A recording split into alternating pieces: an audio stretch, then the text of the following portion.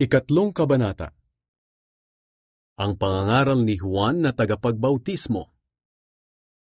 Dumating ang panahon na si Juan na tagapagbautismo ay pumunta at nangaral sa ilang ng Judea. Ito ang kanyang sinasabi, "Magsisi na kayo sa inyong mga kasalanan, dahil malapit na ang paghahari ng Diyos."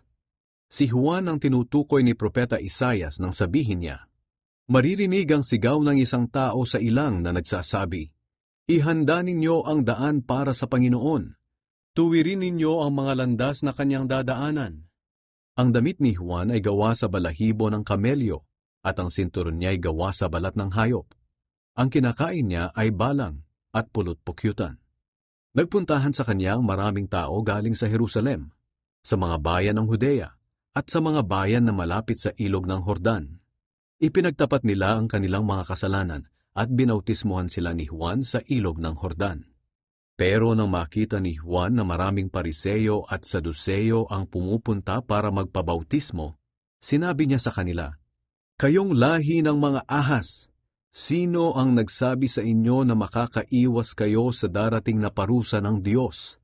Kung tunay na nagsisisi kayo sa inyong mga kasalanan, patunayan ninyo ito sa inyong mga gawa.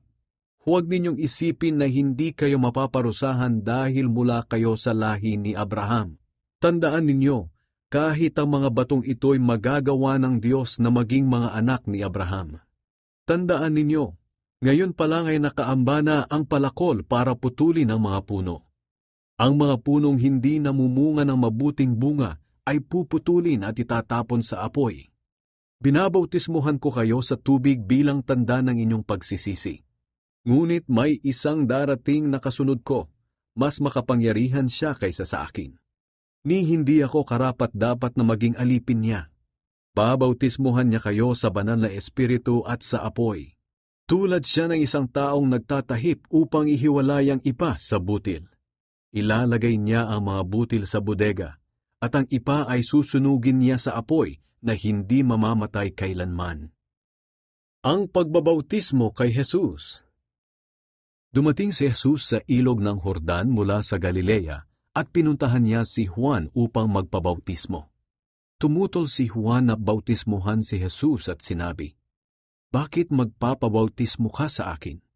Ako ang dapat magpabautismo sa iyo." Pero sumagot si Jesus, "Hayaan mong mangyari ito ngayon, dahil ito ang nararapat nating gawin upang matupad ang kalooban ng Diyos."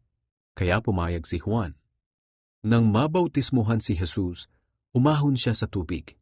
Bumukas ang langit at nakita ni Jesus ang Espiritu ng Diyos na bumaba sa kanya na tulad ng isang kalapati. At may boses na narinig mula sa langit na nagsasabi, "Ito ang minamahal kong anak na lubos kong kinalulugdan."